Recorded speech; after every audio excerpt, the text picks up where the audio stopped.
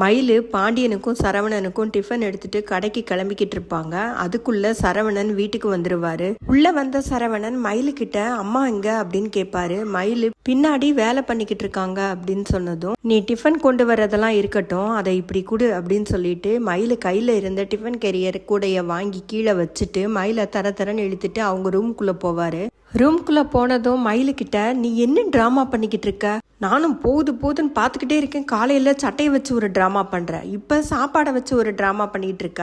என் மலையில நாங்க வந்தோம்னா கரைஞ்சிருவோமா, இல்லைன்னா மழை பெஞ்சா எங்களால வர முடியாதா அப்படின்னு கோமா கேட்பாரு. மயிலு அதுக்கு, மாமா நீங்க மழையில சிரமப்பட வேண்டாம் தான் அப்படின்னு சொல்லுவாங்க. உன்னை கல்யாணம் முடிச்ச நாள்ல இருந்து இப்ப வரைக்கும் நீ சிரமத்தை மட்டும்தான் எனக்கு கொடுத்துருக்க, இதெல்லாம் பெரிய சிரமமா அப்படின்னு சொல்லி கேட்பாரு. நீ ட்ராமாலாம் போடுறதுனால உண்மையை சொன்னால் எல்லாரும் எங்கள் வீட்டில் உனக்கு சப்போர்ட் பண்ணுவாங்கன்னு நினைக்கிறியா? உண்மை தெரிஞ்சதுன்னா எங்கள் வீட்டில் எல்லாரும் உன்னைய தூக்கி வெளியில் எரிஞ்சிருவாங்க. எங்கள் குடும்பத்தை பற்றி நீ என்ன நினச்சிக்கிட்டு இருக்க? பெத்து வளர்த்த என்னைய நம்பாம உனக்கு சப்போர்ட் பண்ணுவாங்கன்னு நினைக்கிறியா? அதை நினைச்சுதான் நீ இந்த டிராமாலாம் பண்ணிட்டு இருக்கியா அப்படின்னு கேட்பாரு. நான் அதை பத்தியெல்லாம் யோசிக்கவே இல்லை அப்படின்னு சொல்லுவாங்க மயிலு. யாரு நீ? கேடி, மகா கேடிடி நீ. யோசிக்காம ஒரு துரும்ப கூட அந்த பக்கம் எடுத்து வைக்க மாட்ட. நீ சொல்றத நம்ப சொல்றியா? எதை நினைச்சு இந்த டிராமாலாம் பண்ணிக்கிட்டு இருக்க? எங்க வீட்டுல இருக்கிறவங்க எல்லாம் உனக்கு சப்போர்ட் பண்ணுவாங்கன்னு கனவுல கூட நினைக்காத. அப்படி ஒரு கனவு வந்துச்சுன்னா முழிச்சுக்கோ. உன்னை பத்தின எல்லா உண்மையவும் நான் வீட்டுல சொல்லத்தான் போறேன். உன் வேஷம் களையத்தான் போகுது அப்படின்னு நல்லா திட்டிக்கிட்டு இருப்பாரு மயில. அதுக்குள்ள கோமதியும் அரசியும் அங்க வருவாங்க.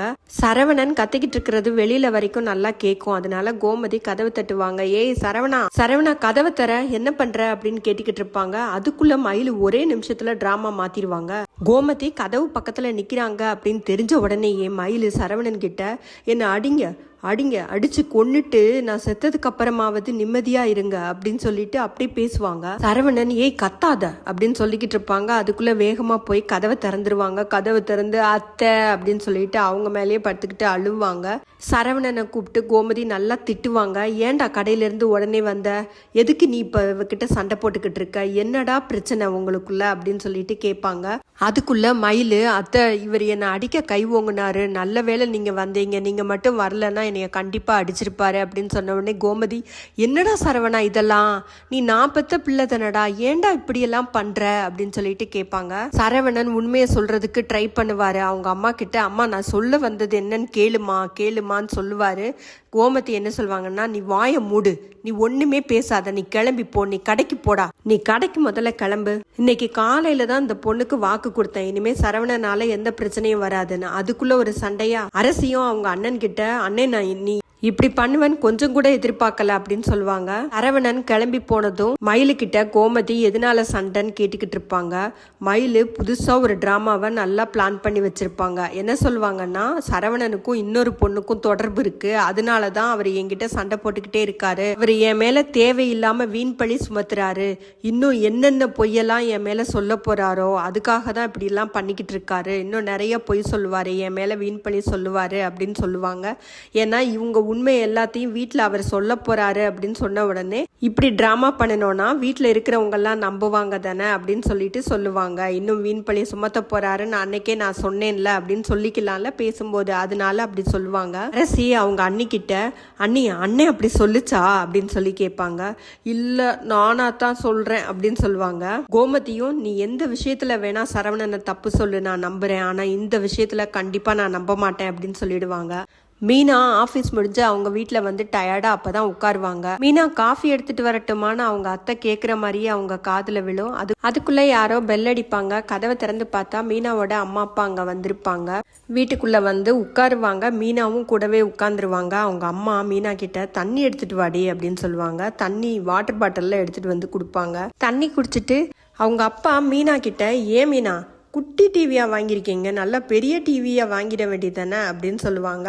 அதுக்கு மீனா, இருக்கட்டும்பா கொஞ்ச நாள் தானே, அதுக்கப்புறம் அத்தை வீட்டுக்கு போயிடுவோம் அப்படின்னு சொல்லிட்டு வாங்கல அப்படின்னு சொல்லுவாங்க. ஏமா இன்னமும் உங்க அத்தை வீட்டுக்கு போற பிளான்ல தான் இருக்கியா? அப்பையில இப்ப வரைக்கும் சொல் பேச்சை கேட்க கூடாதுன்னு முடிவு பண்ணிட்டியா? கஷ்டப்பட்டு படிக்க வச்சு வளர்த்து ஆளாக்கணும், சொல் பேச்சை கேட்காம காதலிச்சவரை தான் கல்யாணம் பண்ணினேன், கடைசியில இப்ப அவருக்கு தனி கொடுத்தன வரணுங்கிறது விருப்பம், அவர் சொல்றதையும் கேட்க மாட்டேங்கிறியே, யார் சொல் பேச்சையும் கேட்க மாட்டேன், மத்தவங்கள பத்தி நீ யோசிக்கவே கூடாதுன்னு முடிவு பண்ணிட்ட போல இருக்க அப்படின்னு சொல்லுவாரு அவங்க அப்பா. அப்படியெல்லாம் இல்லப்பா, நான் எதை பத்தியுமே யோசிக்கல, ஆனால் போகிற போக்க பார்த்தா அங்கே தான் போய் சேருவோம் போல இருக்க, அதுதான் சொல்ல வந்தேன் அப்படின்னு சொல்லுவாங்க. அதுக்குள்ளே மீனாவோட அம்மா, ஏண்டி வீட்டுக்கு வந்திருக்கோம், ஒரு காஃபி போட்டு தர மாட்டேயா அப்படின்னு கேட்பாங்க. பால் இல்லைம்மா, வர காஃபி வேணா போட்டு தரட்டுமா அப்படின்னு கிச்சனுக்குள்ளே எழுந்து போவாங்க. அதுக்குள்ளே சாந்தி அவங்க வீட்டுக்காரர்கிட்ட நீங்கள் போய் ஒரு பால் பாக்கெட் வாங்கிட்டு வாங்க அப்படின்னு சொல்லிட்டு மீனா கூட கிச்சனுக்கு உள்ளே போவாங்க. கிச்சனில் போயிட்டு அவங்க கேஸுக்கு இன்னும் அப்ளை பண்ணியிருக்க மாட்டாங்க. அதனால மீனா கிட்ட, ஏண்டி கேஸுக்கு இன்னும் அப்ளை பண்ணலையா அப்படின்னு கேட்பாங்க. இல்லைம்மா பண்ணணும் அப்படின்னு சொல்லுவாங்க. சைடில் அல்மிராவில் இருக்கிற டப்பா எல்லாமே காலியாக இருக்கும். ஏமீனா, மளிகை சாமானே இல்லை, எல்லாமே காலியாக இருக்குது, நீ என்ன பண்ணுற, நீ சமைக்கிறதே கிடையாதா அப்படின்னு சொல்லிட்டு கேட்பாங்க மீனா கிட்ட.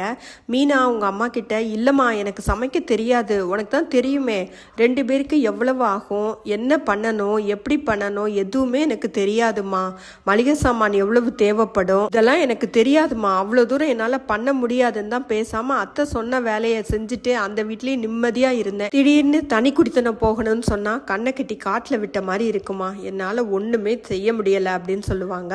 ஏண்டி எனக்கு ஃபோன் பண்ண வேண்டியதானே, என்கிட்ட ஃபோன் பண்ணி கேட்க வேண்டியதானே, காலையில் 2 பேர் தானடி, ஒரு இட்லி சாம்பார் வை ஒரு நாளைக்கு, அதே சாம்பாரை மத்தியானத்துக்கு எடுத்துக்கோ, கூடவே ஒரு ஆம்லேட்டு ஒரு பொரியல் அந்த மாதிரி செஞ்சுட்டு சாதம் வடிச்சிட்டு எடுத்துகிட்டு போய்க்க வேண்டியதானே லஞ்சுக்கு. நைட்டுக்கு சாம்பார் மீதம் இருந்தால் வச்சுக்கோ, இல்லை சட்னியை பண்ணிட்டு ஒரு தோசையோ இட்லியோ செஞ்சு சாப்பிட வேண்டியதானே, என்ன மீனா இப்படி இருக்க அப்படின்னு சொல்லிட்டு சொல்லுவாங்க.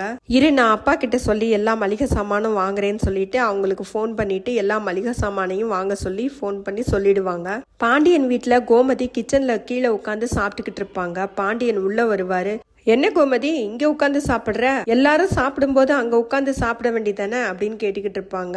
இல்லைங்க, ராஜி அங்கே டிராவல்ஸ்லேயே சாப்பிட்றேன்ட்டா, மயில் கோச்சிக்கிட்டு சாப்பாடு வேணான்னு சொல்லிட்டா அப்படின்னு சொல்லிட்டு அங்கேயே உட்காருவாரு பாண்டியனும். ஏன் இட்லியே சாப்பிடலையா அப்படின்னு கேட்டதுக்கு கோமதி, இல்லைங்க சாதம் மிச்சம் ஆயிடுச்சு, அதனால சாதத்தை சாப்பிட்றலான்னு சொல்லிட்டு சாப்பிட்டுக்கிட்டு இருக்கேன் அப்படின்னு சொல்லிட்டு எழுந்திருப்பாங்க. ஏய் எந்திரிக்காத, எதுக்கு எந்திரிக்கிற, நல்லா நிதானமாக மெதுவாக உட்காந்து சாப்பிடு கோமதி அப்படின்னு சொல்லுவாங்க. இல்லைங்க குழம்பு வேணும் அப்படின்னு சொன்னது, நீ உட்காரு நான் எடுத்து தரேன்னு சொல்லிட்டு எழுந்து பாண்டியன் குழம்பு எடுத்து கொடுப்பாரு. கோமதி பக்கத்திலேயே உட்காந்து கோமதி சாப்பிட்றத ரசிச்சுக்கிட்டே அவங்க கூட பேசிக்கிட்டு இருப்பாரு. மயில் ஏன் சாப்பிடலையா அப்படின்னு சொல்லிட்டு பாண்டியன் கோமதி கிட்ட திரும்பவும் கேட்பாரு. அதுதாங்க, அவங்க 2 பேருக்கும் சண்டைன்னு சொன்னேன்லங்க, அவங்க 2 பேருக்குள்ள வேற ஏதோ பிரச்சனை ஓடுதுங்க, குழந்தை இல்லாம போனது ஒரு ரீசன்னாலும் அதை வச்சு இவ்வளவு நாளும் சண்டை போட்டதுக்கு சரவணன் ஒன்றும் முட்டாளெல்லாம் கிடையாது அப்படின்னு சொல்லுவாங்க. இப்ப என்னதான் பிரச்சனையா கோமதி, சரவணன் முக்காவாசி நேரம் என் கூட தான் இருக்கான், என்கிட்ட முக்கியமான விஷயம் எல்லாமே சொல்லிடுவானே, வீட்டில் எதுவும் பிரச்சனை வந்தாலும் யார் சண்டை போட்டாலுமே சமாதானம் பண்ணி வைக்கிறவன், வீட்டில் ஒரு சத்தம் கூட வரக்கூடாதுன்னு நினைக்கிறவன், இப்போ எப்படி இப்படி மாறுனா, ஏதாவது பண்ணணும் கோமதி அப்படின்னு சொல்லுவாரு. கோமதியும் ஆமாங்க, இதை இப்படியே விடக்கூடாது, கண்டிப்பாக என்ன பிரச்சனைன்னு கண்டுபிடிக்கணும், அதை கண்டுபிடிச்சு சரி பண்ணுறதுக்கு முயற்சி பண்ணணுங்க, நானும் மயிலுக்கிட்ட பேசுகிறேன் அப்படின்னு சொல்லுவாங்க. பாண்டியனும் சரி நான் சரவணன் கிட்ட கேட்குறேன் விடு, கவலைப்படாம சாப்பிடு அப்படின்னு சொல்லுவாரு. கோமதி பாண்டியன் கிட்ட, காந்திமதி ஸ்டோர் எப்படிங்க போகுது, அந்த கடையினால நம்ம கடைக்கு எதுவும் பாதிப்பு இல்லையே அப்படின்னு சொல்லிட்டு கேட்பாங்க. அந்த கடையை பத்தி ஏன் கேட்குற, அதை பற்றியெல்லாம் யாரும் எதுவும் என்கிட்ட சொல்லவும் இல்லை, நான் கேட்கவும் இல்லை, அதை பற்றியெல்லாம் எனக்கு கவலை இல்லை, நம்ம கடை நல்லா தான் போய்கிட்டு இருக்கு, இப்போ வரைக்கும் நல்லா தான் போகுது, இனிமேலும் நல்லா தான் போகும், நேர்மையாக நாணயமாக தொழில் பண்ணுறவங்க கவலைப்படணும்னு அவசியமே இல்லை அப்படின்னு சொல்லுவாரு. அதோட இன்னைக்கு எபிசோடு முடிஞ்சதுங்க. சரவணன் வீட்டில் உண்மையை சொல்றதுக்கு நேரம் நெருங்கிருச்சு, ஆனால் கண்டிப்பாக அதை நம்பாத மாதிரி மயில் ஒரு டிராமாவை போடத்தான் செய்வாங்க. உண்மை தெரிஞ்சா என்ன ஆகுங்கிறத பார்க்கறதுக்கு ரொம்பவே ஆர்வமாக இருக்குங்க. நீங்களும் ஆர்வமாக இருக்கீங்களா? மறக்காம கமெண்ட்ல சொல்லுங்க.